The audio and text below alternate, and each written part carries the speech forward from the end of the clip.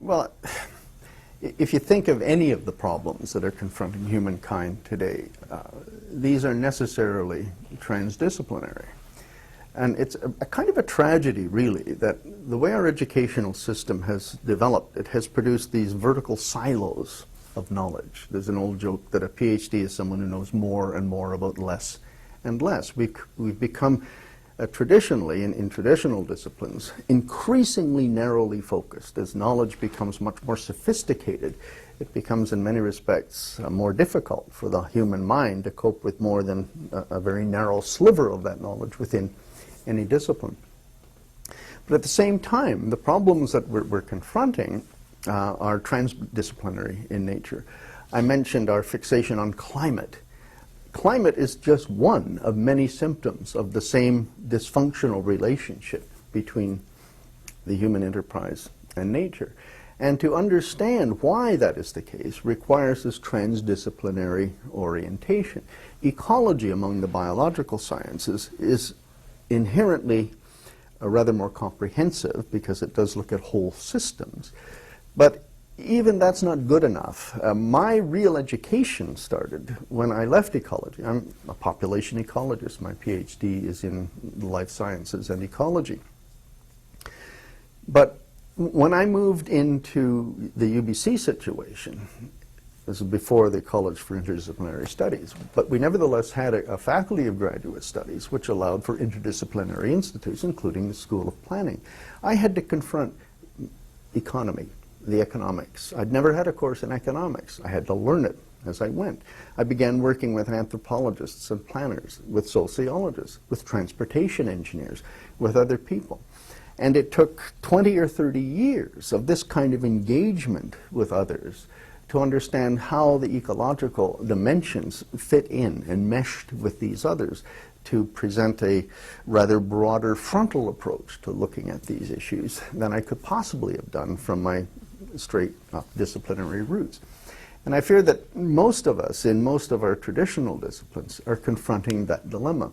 We may think we know a very great deal, and indeed we do, but it's such a tiny part of the overall puzzle that it doesn't contribute very much. And in fact, we may not even be able to interpret our disciplinary insights in a meaningful way because we're ignorant of the various insights that it might connect with in many of the other disciplines. So we need both. Obviously, we need deep technical knowledge about different within each of the disciplines.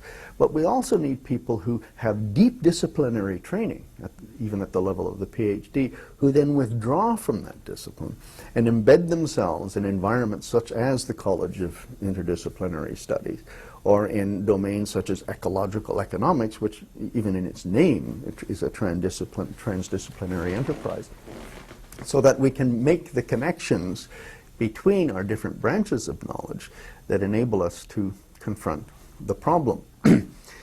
Ross Ashby was an early systems analyst, cyberneticist, if you like. And there is a law of cybernetics attributed to him called the law of requisite variety. Now, it's a wonderful term, the law of requisite variety. But what it says is that the internal variety, or the scope or the capacity of a management system must match the internal variety of the system being managed. And what it means is that if you are managing an extremely complex system, or a set of systems all interacting with each other in very complex ways, but you're doing this from a very narrow management perspective, you haven't a hope of maintaining control over the whole. So that unless we have the intellectual capacity at the management level that matches the diversity and internal machinations of the overall system being managed, we're going to lose it. And so as the world becomes more integrated, larger, less predictable in many of its dimensions, we need intellectual capacity at the level of governance, in the corporate sector, in our universities, that is capable of matching the performance and the behavior of this global system we're attempting to maintain control of. And ironically, we're doing precisely the opposite. When we need more regulatory control or more oversight, we're deregulating. We're acting as if the system can run itself under the huge stresses that we're imposing on it, and so on. So I think, as in many other things we've discussed here, the directions that society is taking under a very narrow ideological purview, pardon me, the direction that society is taking, and we're going to have to cut this whole domain, sorry. I have a very ailing mother that I have to keep into. You need to have the intellectual capability to manage complex systems, the law of requisite variety. Yeah, the law of requisite variety, right. Yeah, but I got well into it. You got further into that, and I was... well, oh, yeah, I guess I was saying that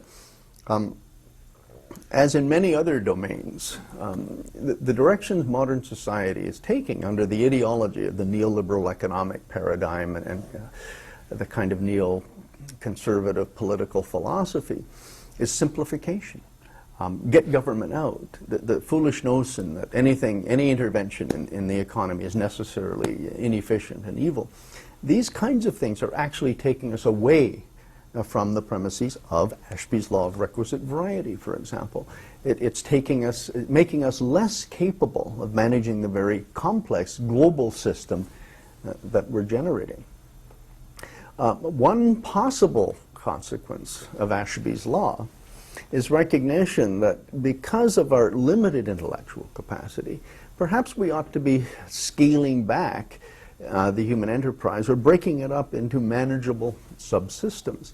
I've often thought that, the provinces in Canada, for example, are kind of an anachronism of the 19th century. Most of us live in cities. 80% of Canadians, we're one of the most urbanized countries on the planet, live in cities. And yet cities don't exist in our Constitution. They have virtually no taxation powers, no capacity to control their own environments or regions or whatever. But the city is a kind of a manageable spatial scale, if you think about it. And if you think also of our ecological footprint context and the fact that it might make more sense for city regions to become more self-reliant rather than interdependent on global trade in an era of change and all of that, just possibly it might make sense today to begin to think of a new kind of city-state, an urban-centered region where the city is in control of the resource base upon which it should increasingly begin to draw for its resources, its food supply, wood supply, and so on and so forth. It doesn't mean no trade, but it does mean that the city, where most of the people live, should have much greater control over the resources needed to sustain it. Presently, your ecological footprint is being managed by other jurisdictions and other individuals all over the planet. You have no say whatsoever in what's likely to happen to it in the future. So I think that cities, as currently conceived, as these nodes of consumption, are actually among the most vulnerable creations of the human mind. In fact, I think Martin Oppenheimer, an American sociologist, has made this point, that cities are becoming increasingly vulnerable because they are utterly dependent on the global hinterland for their support. But because of globalization, because of our extensive transportation networks, because of fossil fuel, all things that we can no longer necessarily rely on indefinitely, cities have evolved in such a way that they are now sitting ducks for global change. Well, if we recognize that and see that that's a possibility, doesn't it make sense to begin to rethink the city as an urban-centered region and attempt to become much more, or attempt to organize the spatial and economic arrangements of cities so that they feed more closely off their immediate environs, reducing their dependence and reliance on resource supplies from much further away. Now, if you think about that as an issue, it satisfies Ashby's law because we have a much greater possibility of managing and controlling ecosystems upon which we are dependent on a regional scale. But it requires political science. It requires inputs from just about every one of our disciplines to think this through in ways that would be consistent with the new emerging reality. Nobody's thinking in these terms at all.